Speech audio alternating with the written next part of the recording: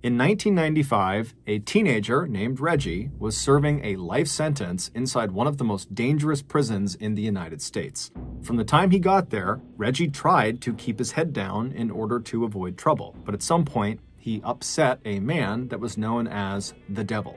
And when you upset the devil, you're doomed. But Reggie wasn't prepared to just roll over and die, and so he devised a plan to save himself. What happened next was so shocking that it made international headlines.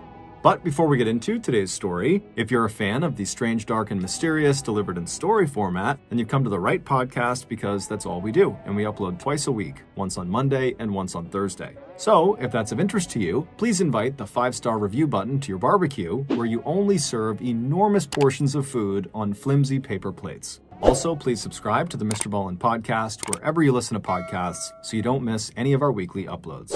Okay, let's get into today's story.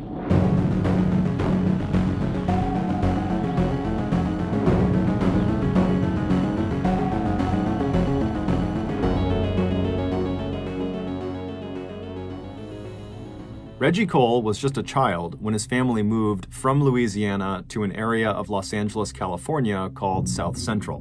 When the Coles arrived in 1985, South Central, which had a population of 500,000 people, was seeing a huge uptick in gang violence and drug dealing. But by the time Reggie, the youngest of the 5 Cole children, had turned 10 years old, the family had managed to move from an apartment on 98th Street in one of the most dangerous areas of South Central to 71st Street, one of the few somewhat safe neighborhoods in the area. They lived in a small tan bungalow that had a neat front yard that was bordered by rose bushes and shaded by palm and eucalyptus trees. Reggie's mother was a deeply religious woman. She made sure all of her children attended the local Missionary Baptist church every Sunday. She was also strict and told her 2 daughters and 3 sons that they had to be inside the house every night before the streetlights came on. Reggie's stepfather, who had raised the Cole kids as if they were his own, worked in an aluminum factory. He was from a small town in Louisiana, and in their new South Central neighborhood, he became known for his soul food. On Sundays, the Cole children always looked forward to a big meal of red beans, rice, black-eyed peas, and collards. But for one of the Cole children, the middle son named Kenny, home was not on 71st Street. For him, home was the old neighborhood where the family had lived on 98th Street, where Kenny was part of a violent gang called 9 Deuce Hoover Crips. And when Kenny was 15 and Reggie was 10, Kenny was killed in that old neighborhood in a drive-by shooting. His killer was never caught. Reggie was devastated. Always small and skinny, he had idolized his older brother, and Kenny had always protected Reggie from neighborhood bullies. For a while after the murder of his brother, Reggie continued to do well in school. He got good marks in junior high and joined his other brother as an usher in church on Sundays, and he kept up with school social events, playing basketball and attending his junior high prom. But by the time Reggie was 2 years into high school, all that had changed. Reggie, who had inherited his deceased brother's friends and gang affiliations from the old neighborhood, was gradually sinking deeper and deeper into gang life. Because of his goofy attitude, Reggie became known to his brother's friends as Gumby. Although he still lived at home with his mom, Reggie had moved out of her house and into a shed in her backyard. His family called him Reggie, but now he preferred his street name, Gumby. And he'd started dressing down, which meant wearing the oversized jogging suits and sports apparel and expensive sneakers that marked him as a gang member. Then, in his senior year, he dropped out of high school, and at the same time, his mom and stepfather separated. Once he was out of school, Reggie spent all of his time on the streets, or in his shed, where the walls were covered with gang graffiti and where he now grew 2 marijuana plants right outside the shed door. The gulf between Reggie's life and that of his siblings and mother also continued to grow. One of Reggie's older sisters was a bus driver and a choir director at the Missionary Baptist Church. His other sister had just enrolled in college, and Reggie's older brother was a hospital equipment operator. Reggie's brother-in-law had offered him work in his plumbing business, but Reggie wasn't interested. He always drifted back to his gang in the old neighborhood. So it was a huge disappointment to his mom, but not exactly unexpected, when Reggie, at the age of 16, had his first arrest after failing to stop for a police officer, and his second arrest later that same year for getting caught carrying a weapon. A year after that, in 1993, when Reggie was 17, the homicide rate in South Central had skyrocketed to the point where 7 people were being killed there every week. And Reggie was at ground zero for all of that street violence, selling crack at motels along the Figueroa corridor. Running 30 miles north and south through the city, Figueroa is one of the longest streets in Los Angeles, and today it has the highest arrest rate in the city for prostitution. Finally, in 1995, when Reggie was 19, his gang affiliations and his criminal behavior caught up with him. On August 1st of that year, Reggie was found guilty of fatally shooting a man who was standing outside of a known prostitution house on Figueroa Street. Reggie was sentenced to life in prison without parole. Immediately after the sentence was read, Reggie was placed in a holding cell at a county supermax facility in South Central until a prison transport bus could take him to his new home 3.5 hours away in Imperial County. That new home was Calipatria State Prison, one of the most violent maximum security prisons in the California correctional system. A few days later, on the day Reggie was set to leave for Calipatria, he was thin and lanky, standing at almost 6 feet tall, but weighing just 140 pounds.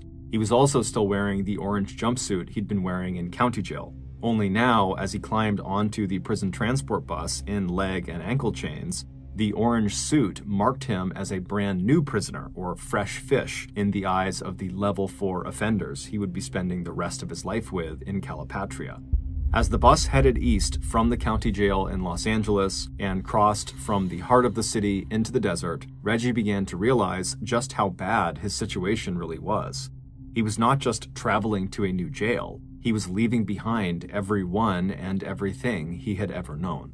About 3 hours later, while looking out the window of the bus, Reggie got his first glimpse of Calipatria Prison off in the distance. Its sprawling 325-acre complex of fences, towers, exercise pens, and 2-story cell blocks sat in the middle of more than 1,200 acres of sandy, desolate no-man's land. As Reggie sat there staring, he suddenly realized he was soaked with sweat, despite the fact that the bus was running its air conditioning on full blast. But Reggie had no idea how comfortable that bus ride was relative to where he was going. In Calipatria Prison, when inmates were sent outside to the asphalt-covered exercise yard, there was almost no shade, and temperatures routinely reached 100 degrees Fahrenheit. And in the height of summer, temperatures could reach as high as 118 degrees Fahrenheit. And winters in Calipatria were actually just as bad as the summers, but for the opposite reason. During those months, temperatures would plunge well below freezing at night. As the bus rambled down the road, getting closer and closer to Calipatria, Reggie started to smell the cow manure from the cattle feedlots they were passing by. Reggie bent his head down toward his shackled hands to try to cover his nose, not realizing that there was absolutely no getting away from that smell. It would literally permeate every inch of his new home. Finally, the bus reached the prison. Before entering the prison grounds, the bus had to pass through a heavily guarded and fortified opening in a 13-foot-high electric fence topped with razor wire that outlined the perimeter of the maximum security area of Calipatria. The purpose of this fence, which had enough voltage in it to instantly kill anyone who touched it, was to cut down on prison escapes, and to allow correctional officers, who were outnumbered more than 50-1 by prisoners, to move from guarding the perimeter to patrolling the inside of the prison. However, this shift in manpower had done very little to stop the violence inside the prison. There was hardly anyone in California, including Reggie, who hadn't heard news reports about the horrible attack that had happened in Calipatria 3 months earlier. 5 inmates armed with homemade knives stabbed and beat 8 prison guards. None of the guards died, but the incident sent shockwaves through the state. After passing through the perimeter fence, Reggie's bus continued on towards the main prison. As they got closer, Reggie suddenly felt scared and wished the bus ride could go on for a little bit longer so he wouldn't have to get off. The bus finally reached a large garage just off of one of the main buildings. When the bus pulled into the garage, the inmates saw several guards standing around inside, clearly waiting for them. And behind these guards on the wall was a big security door that led into the prison. It actually went into an area called Receiving and Discharge, or R&D. R&D is where new inmates are cataloged, inventoried, and booked into the prison system and their specific prison facility. The bus driver pulled into the designated parking spot in the garage and then came to a complete stop. As the bus engine idled and Reggie and all of the other fresh fish sat anxiously on the bus, one of the guards outside, who was carrying a clipboard, stepped onto the bus and chatted with the driver for a moment. Then the guard turned and faced Reggie and the other men on board and started calling out their names one by one. As he did, each man got up and, with their hands and feet in shackles, they shuffled to the back of the bus, where another guard had opened the back door. There, they would walk down 2 steps to the garage floor. The guard at the back of the bus would then yell at them to make their way over to the door that led into R&D, and there, standing outside that door, were several more guards, all armed with pepper spray and batons, who would pat each man down and search them. After the men were searched, they were motioned to walk through the door into R&D. Although the chains and shackles he was wearing had already drilled into Reggie the fact that his life was now totally changed, he was still not prepared for the shock he felt when he finally stepped through the R&D door and was actually inside the prison. Inside, a guard watched every move Reggie made, and security glass and wire separated Reggie from the men and women who processed his paperwork. What little he had brought with him was about to be inventoried and put into a storage compartment. His only possessions going forward would be the items that prison officials would give him over the next several hours. After stepping into a big windowless room, he was told to take off his clothes, and then a guard with gloves on did the first of hundreds of strip searches that would become a routine part of Reggie's life. Then he was handed his prison-issue clothing and told to get dressed. After he was given his inmate ID card that he would keep with him at all times. Reggie was also given 2 blankets, 2 sheets, a washcloth, a pillowcase, soap, toothpaste, and a toothbrush. After leaving R&D, Reggie was walked to his cell. In Calipatria, the cell blocks were all 2 stories high, with each cell door facing out toward a common area that the guards patrolled. Unlike what most people imagine when they think of jail cells, these cells did not have bars with lots of openings to look through. The cell walls were concrete, with no windows, and the doors were heavy sheet metal with only 2 small vertical slits that were windows that they could look through out into the common area. Inside of Calipatria, every sound reverberated off of the concrete and metal, meaning it was always noisy and extremely difficult to sleep. As Reggie was led by the guard to his cell, the awful sounds echoing all around of people yelling and banging on things were so distracting and awful that his initial impulse was just to run away to somewhere that was quiet. But, of course, as soon as he had that impulse, he remembered that he'll never be able to do that, ever. This was his reality. When Reggie finally entered his single-person cell and heard the door shut behind him, he felt himself relax just a little bit. He looked around his tiny room and saw a metal sink and a toilet, as well as a bunk bed. And as he looked at the bunk bed, it took him a second to process that there was another person laying on it. Although Calipatria had only opened 3 years earlier in 1992, by the time Reggie arrived, it was already completely overcrowded, which is why single-person cells like this one now held 2 people. The man laying in the bottom bunk stared at Reggie. Reggie looked away. He knew better than to try to be friends with this man. Keeping his head down and making sure he did not touch the lower bunk where his cellmate was still watching him, Reggie awkwardly made up the top bunk with the sheet and blankets he'd been given in R&D. Then, once his bed was made, Reggie walked a few feet over to the metal toilet. He did his business. Then, without a word, he hauled himself up onto the top bunk, where he lay staring at the ceiling in silence. Within the first few weeks of Reggie's arrival, he was given his first lesson in prison survival. He was out in the exercise yard when an older inmate who was sitting on top of one of the picnic tables motioned Reggie over.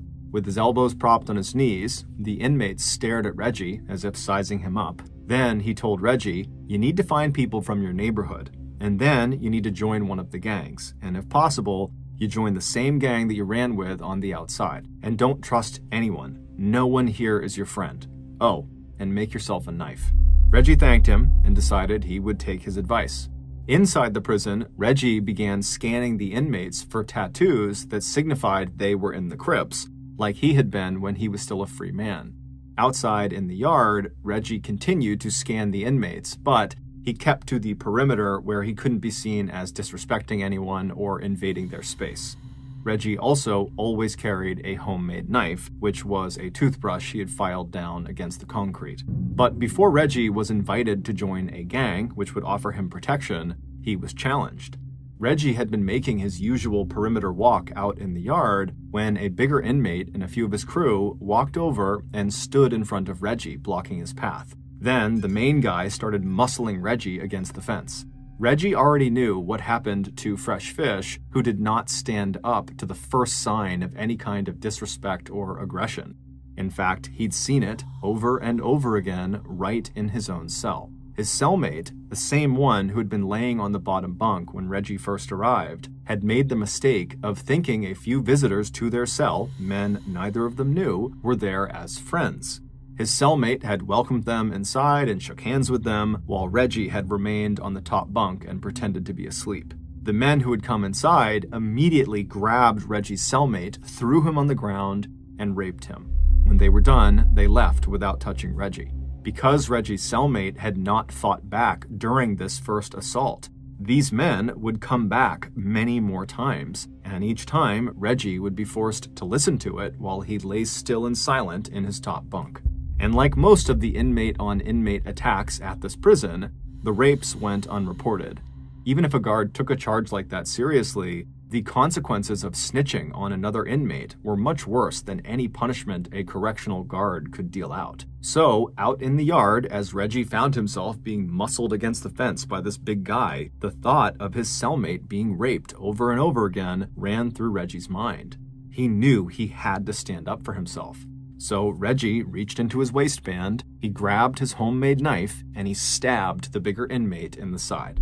His aim was not to deliver a wound that would kill, or be so serious that the guards would have to investigate, but to use his weapon for defense and intimidation. From that day forward, while Reggie would never be known as a brawler, he did start to build a reputation as someone who was quick to use his blade, and therefore someone who was not to be messed with. Shortly after this stabbing, Reggie was welcomed into a gang called the 49 Deuce Crips. All the Crips at Calipatria were run by a single man, one of the most violent inmates there, a 200-pound bodybuilder named Eddie Clark, who went by the nickname El Diablo, or the Devil. For El Diablo, Calipatria was not just his home, it was his business. Calipatria was known as a money prison, where drugs were just as pervasive as unchecked violence. Reggie had seen dozens of inmates smuggle crack and heroin around the prison. They would put the drugs inside balloons before inserting them into their bodies, a practice that was extremely risky because the balloon could break or disintegrate once it was inside of them. And all this was part of the drug empire that was ruled by El Diablo. Even the guards recognized his power as Calipatria's shot caller, allowing him to wear a bright orange do-rag wrapped around his head out in the prison yard. Under the general protection of his new gang and their leader, El Diablo, Reggie's life got noticeably better.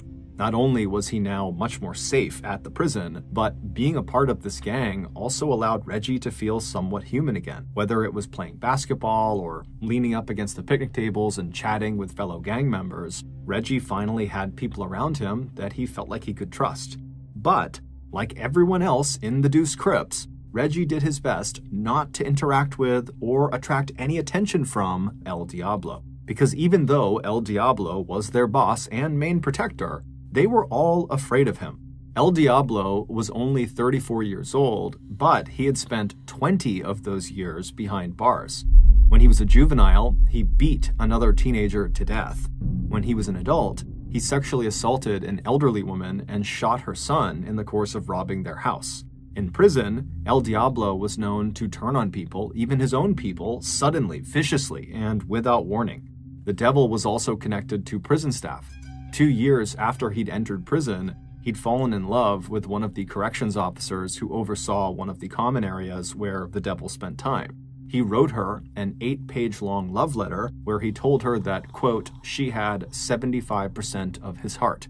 This was apparently enough for Lisa Finch, who eventually quit her job as a prison guard, married El Diablo, and on her visits to him in Calipatria, she smuggled in PCP-laced cigarettes that he could sell to other inmates. Over the next 4 years, Reggie carved out a relatively safe life for himself in Calipatria.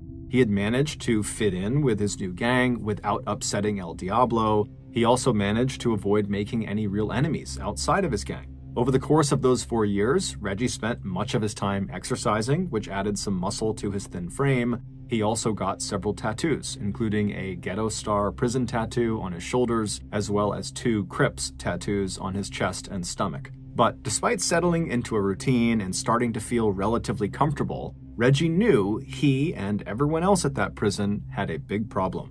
By 2000, so 5 years into Reggie's prison sentence, El Diablo had gone from just being a very intimidating inmate to being a monster. He would attack virtually anyone for virtually anything. Sometimes all it took was looking at him wrong to get stabbed or beaten or raped. This, of course, made life inside of the prison even more precarious than it already was, as no one knew who El Diablo's next target was going to be. By the fall of 2000, the devil, who was now manufacturing alcohol from the fruit juice he stole from the prison kitchens, had developed such a substance abuse problem that some of his own fellow gang members had tried, unsuccessfully, to stage an intervention. As one inmate recalled, when he was drunk, he was an animal. If he raped you, nobody was going to say anything. But it would turn out that out of all the violent and dangerous offenders in Calipatria who might have stood up to El Diablo and challenged his authority, it would be Reggie, one of the least ruthless inmates, who would finally do it. In late October of that year, an inmate using a slingshot fired a homemade dart at one of the corrections officers out in the prison yard. The dart missed and stuck into a gate post instead. Immediately, the guards ordered all the inmates to lay on the ground so they could do a weapons check to see who had thrown the dart. The guards didn't discover who had thrown it. However, during their search, they did find a homemade knife inside of a cotton glove laying out in the grass. The guards didn't know this, but the knife belonged to El Diablo's cellmate, who was one of El Diablo's most trusted lieutenants. And so as the guards picked up the knife and began asking whose it was, every inmate in the yard knew El Diablo was going to do something to protect his cellmate from getting caught.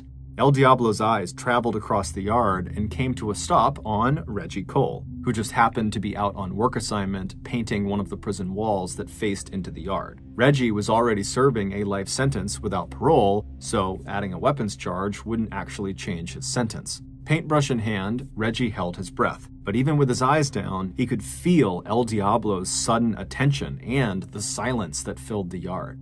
Reggie looked up and saw the devil staring right at him. Then El Diablo made a single motion with his hand, pointing to the knife in the corrections officer's hand. He might as well have shouted his order. "You, Reggie, you take the blame for this." For just a moment, Reggie's mind went blank. Then he saw in his mind what would happen if he agreed to do this for the devil. He might be sent to solitary confinement. He might have his family visitation rights revoked. And he would be publicly submitting to another inmate, which would make him look weak. And if he agreed to submit this one time, then he'd likely spend the rest of his life at Calipatria under the thumb of other inmates. So with El Diablo staring at him expectantly, Reggie paused and then said the words that changed the course of his and El Diablo's life. "No, not my knife," Reggie said. The silence that followed this statement was deafening. Even the corrections officers looked stunned. Reggie did not look at El Diablo, but both men knew at that moment Reggie was now a marked man. El Diablo would make sure that Reggie paid the highest price possible for refusing this direct order.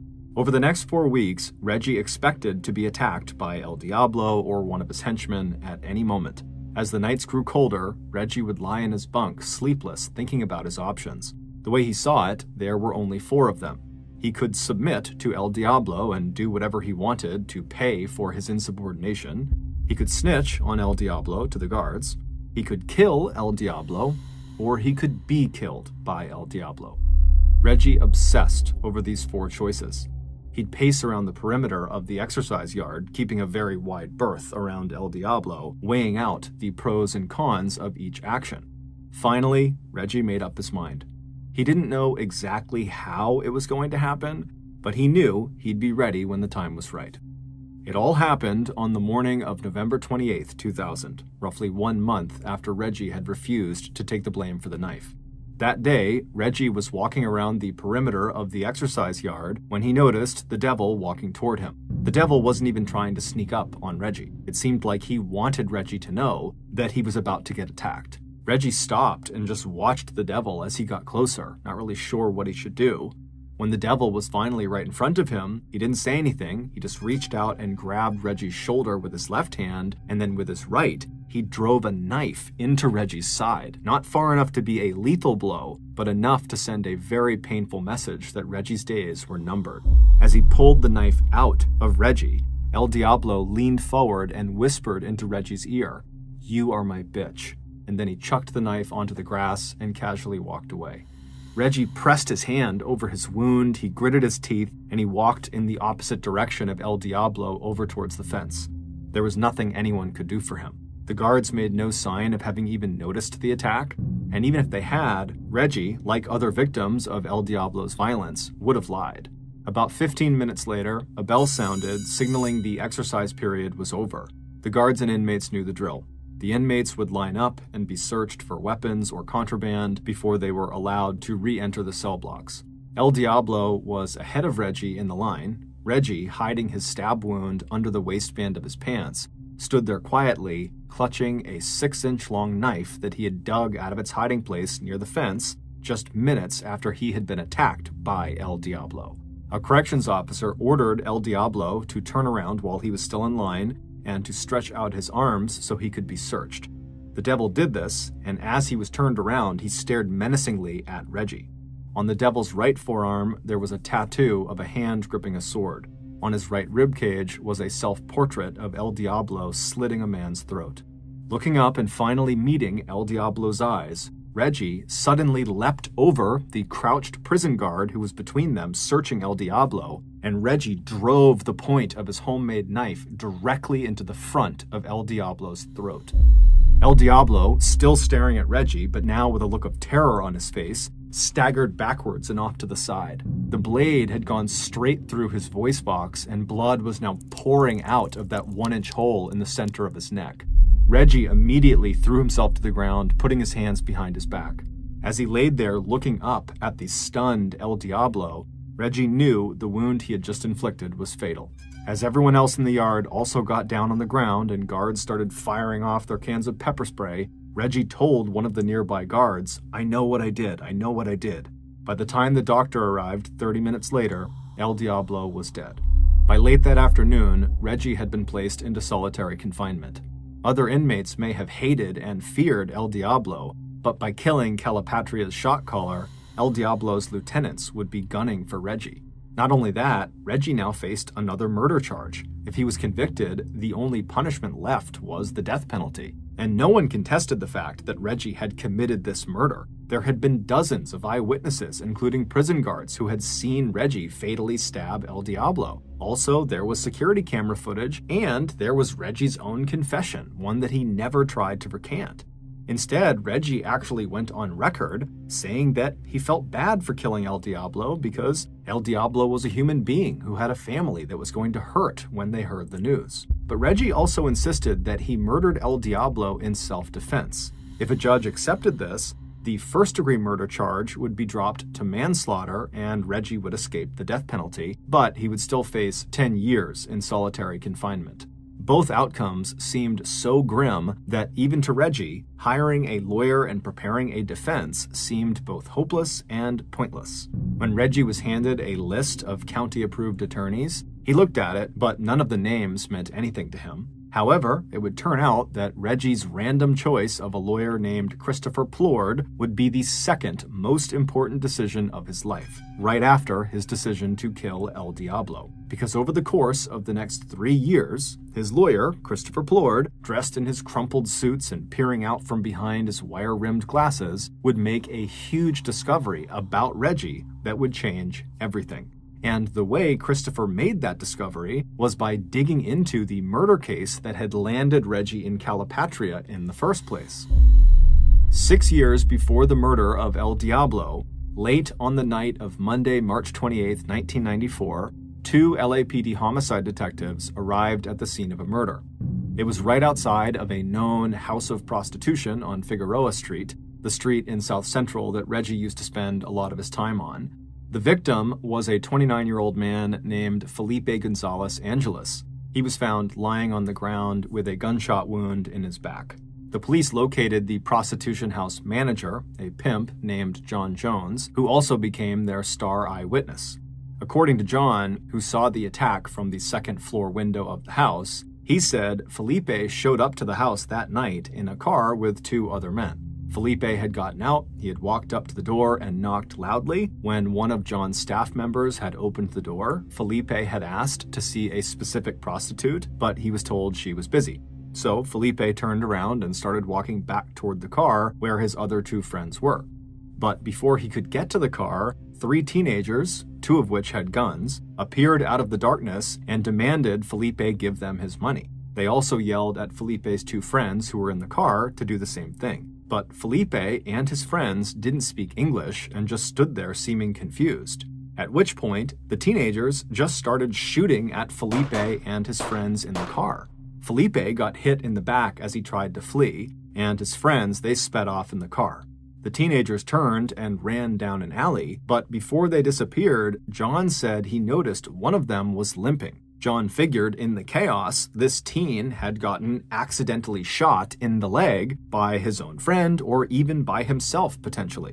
A few weeks after the murder, a tip from police working a different crime altogether would lead those 2 LAPD detectives who arrived at Felipe's murder scene to Reggie Cole and his friend and fellow Crip, Obie Anthony, who were both in jail at the time on charges of suspected carjacking.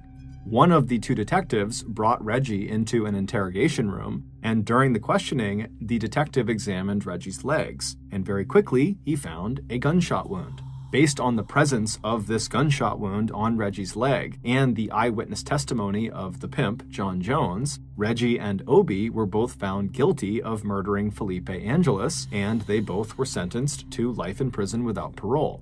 But looking at that case 6 years later, with his client, Reggie, in solitary confinement facing yet another murder charge, all Christopher Plord saw were some very big cracks in the LAPD investigation. Over the next 3 years, Christopher unearthed forensic evidence showing that the bullet that killed Felipe had not been fired from street level, but rather from above, maybe even from the roof or from John Jones's own apartment window. There were no fingerprints at the crime scene that matched Reggie's or Obie's, and no witness could ever identify Reggie as the shooter. John Jones himself had retracted his own testimony, saying that he had told the cops what they wanted to hear in exchange for a lighter sentence when it came to his own crime of running a prostitution house. But by far, the most surprising and damning discovery Christopher made about Reggie's case had to do with the wound on Reggie's leg. It was indeed a gunshot wound. However, it was not anywhere near recent. It was the result of an accident that had happened to Reggie when he was 13 years old, 5 years prior to the murder of Felipe Angeles. And when the LAPD detectives saw this wound in the interrogation room, they would have known it could not possibly have happened recently. It was just a big scar. And Reggie clearly wasn't affected by it. He was not limping at all. In addition to the extremely flimsy case against Reggie for that murder charge, another factor that enhanced the likelihood that Reggie was innocent was Reggie's own behavior after getting convicted. In Calipatria, where violence was power and inmates proudly talked about being killers, Reggie was one of the only inmates who insisted he was not a killer, that he was innocent of his crime. And whenever he wasn't in his cell or working or exercising in the yard, he was spending hours in the prison law library researching wrongful convictions. In February 2008, after Reggie had spent 14 years in prison, 8 of those years in solitary confinement, his lawyer, Christopher Plord, took Reggie's original murder case back to court. And this time, the judge decided that Reggie was innocent, that he had been wrongfully convicted. Following that decision, the state prosecutor agreed to drop the capital murder charge against Reggie in the death of El Diablo. Instead, he reduced the charge to 10 years in solitary confinement for manslaughter, agreeing that in killing El Diablo, Reggie had acted in self-defense. By the time that ruling came down, Reggie had already spent 8 years in solitary, which were counted towards his 10-year solitary sentence. So, 2 long years later, on May 15, 2009, Reggie Cole finished his solitary confinement sentence and walked out of Calipatria State Prison. He was a free man once again. But Reggie was hardly a happy man. Wrongfully imprisoned for a murder he did not commit, Reggie was only cleared and made free again because of a murder he did commit, and this haunts him. After Reggie's friend, Obie Anthony, was also determined to have been wrongfully convicted, he too was released. In October 2012, the city of Los Angeles paid $8.3 million to Obie Anthony, and in January 2017, it paid $5.2 million to Reggie Cole. Thank you for listening to the MrBallen Podcast. If you got something out of this episode and you haven't done this already, please invite the 5-star review button to your barbecue, where you only serve enormous portions of food on flimsy paper plates. Also, please subscribe to the MrBallen Podcast on Spotify, Apple Podcasts, Amazon, Google, and anywhere else you get your podcasts. This podcast airs every Monday and Thursday morning, but in the meantime, you can always watch one of the hundreds of stories I have posted on my YouTube channel, which is just called MrBallen. If you want to get in touch with me, please follow me on any major social media platform and then send me a direct message. My username is just @MrBallen, and I really do read the majority of my DMs. Lastly, we have some really cool merchandise, so head on over to shopmrballen.com to have a look. So that's going to do it. I really appreciate your support. Until next time, see ya.